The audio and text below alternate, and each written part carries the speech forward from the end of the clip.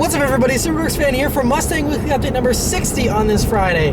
So, what's new with the Mustang? Well, I'm well over 26,000 miles now after my road trip to Detroit, and this weekly update will be just done in the car here. I'm not going to do the weekly news because there's only a small amount of stories. I'm just going to talk about them in the car here real quick, because all the news stuff is all the stuff that happened at Detroit this past week, and so that obviously I have the link to the playlist for all the videos I've been uploading, from Detroit, and there will be more to come throughout the rest of this week into this weekend. So hopefully you guys are enjoying all the Detroit coverage so far, though. It was a lot of fun, and but I'm going to give a little bit of a recap in a few minutes here about Detroit. But first thing I want to give updates on the Mustang.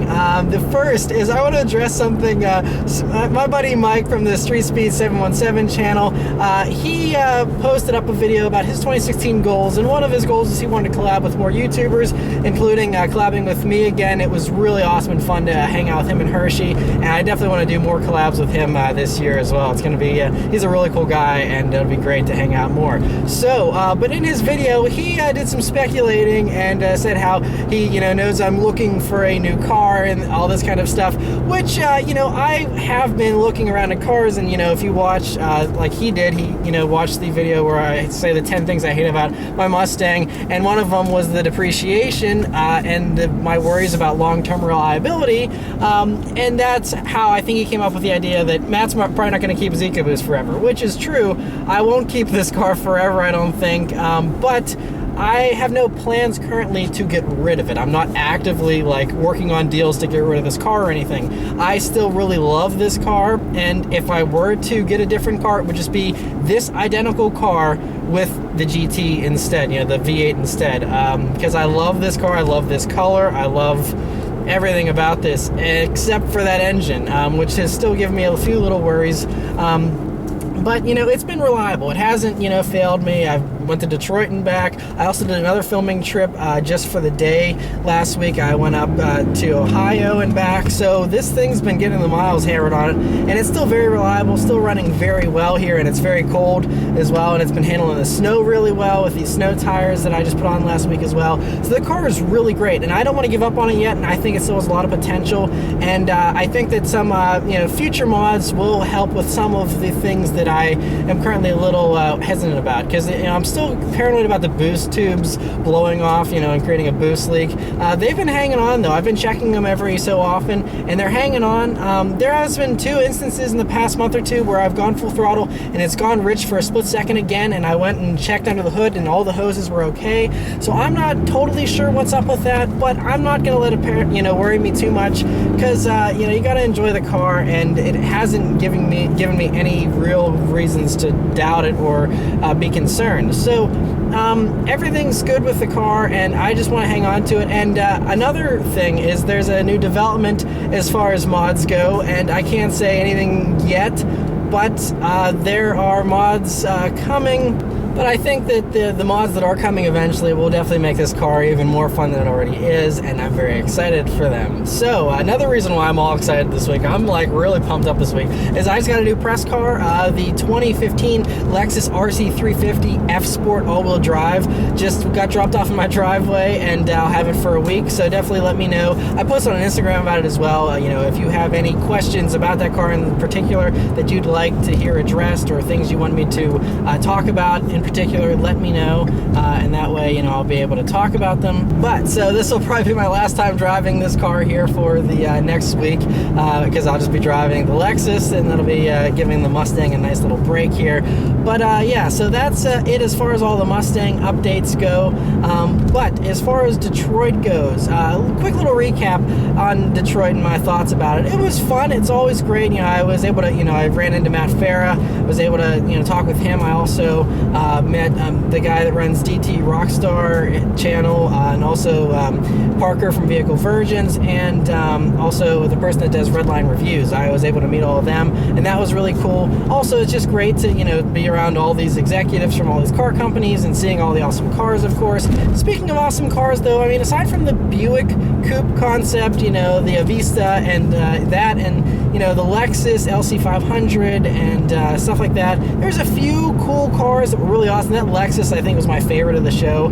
but there wasn't as many awesome things as last year. I mean, like Chevy, for example, their whole stand, they just debuted, the Bolt and then the Cruze hatchback, and it was kind of like womp womp. I was expecting some kind of hotter Corvette or Camaro or something like that. Nothing like that. I was hoping Ford would come out with something exciting. They have, the Fusion Sport, which is a faster Fusion, which is nice, but no new Mustang variants, no other exciting cars. I know last year they blew it out of the park and just kind of showed all their awesome stuff they had ready at that point, but I was hoping for at least a special edition of the Mustang or some kind of Mustang announcement or other, car announcements, maybe a production version of the GT. They're still just showing pre-production versions. Stuff like that would be, nice to, see, or a Fiesta RS would have been cool to see. Nothing like that, and Ford was just talking about their mobility company now and their apps and all this stuff, and just, it wasn't from it's a very futuristic show. They showed off a lot of cool and forward-thinking ideas, but for the old-school performance enthusiasts like myself and many of you, it wasn't quite as exciting as last year, of course. So I've heard that next year the Mustang will be getting a whole new revamp, and hopefully they'll show that off at next year's show, and next year will be more exciting for performance enthusiasts. But, just lots of electric cars just being debuted left and right from everybody, and it's like, is this really like all we're gonna have pretty soon? Is just, a new electric car. Like, I like electric cars. The Tesla is very cool and stuff, but I don't know, I'm not thrilled with just the abundance of electric car news recently. It's a little overwhelming. But yeah, that's it as far as, all the Detroit thoughts go. But overall, it was still a great show. I really enjoyed it, and it's always a good time. Speaking of electric cars, though, this is a good segue into the 4 news stories that I have to talk about very briefly this week. The first is Tesla debuted new autopilot features this week, so the first thing they debuted was the new Tesla summons system, which is you basically can summons the car out of the garage, or it'll self-park itself, and they said that the cars are eventually going to have this summons feature anywhere in the world. So basically, you can be in LA, they say, and your car could be in New York, and you could summon it, and it will just travel to you. And they said that's probably, Elon Musk says it's 2 to 3 years away, and he's obviously, that's a little bit optimistic. It might be a little more than that, but that is his goal, which is very cool. And he says the cars would automatically stop and charge themselves, and they have these new robotic charging arms that would automatically connect to the car once it's parked, and so everything would be done completely autonomously without any human interaction whatsoever. They would recharge themselves and set about on their journey again, and just stop when they need to stop intelligently and figure out all the appropriate stops and whatnot. Just mind-blowing. Very, very cool, though, for that kind of thing, and it would be very nice to be able to summon your car from across the country.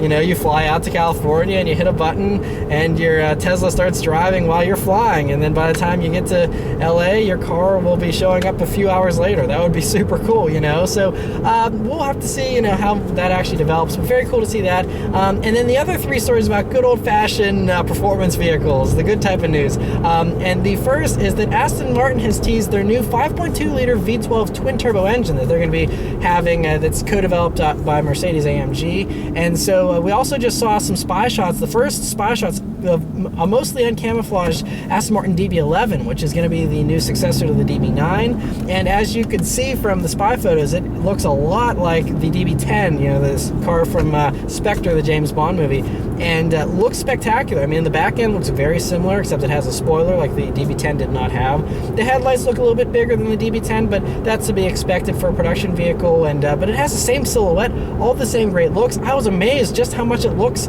like the DB10, so that is really, really exciting, and especially with that motor, that should be a super fast car. To have a twin-turbo V12, I mean, hang on, that thing's going to be amazing. So very exciting to see that, and can't wait to see more of it, completely uncamouflaged. And the last 2 stories this week are from FCA. Now, Fiat Chrysler Group, there's a few things they were talking about this week, but the first thing is that they announced that there is going to be a pickup truck version of the next generation Jeep Wrangler, which is very exciting because that means, I think the next Jeep Wrangler is a couple of years away, but, whenever it does arrive, it will have a pickup truck version, which is very awesome. And then the other awesome story about Jeeps is that at the Detroit Auto Show. Unfortunately, I didn't hear this while I was there, but someone was talking with the CEO and all this stuff, and they were saying that they confirmed, this is 100% confirmed on video by the CEO, as saying, or I can't remember, it was one of the big guys that's, in charge of,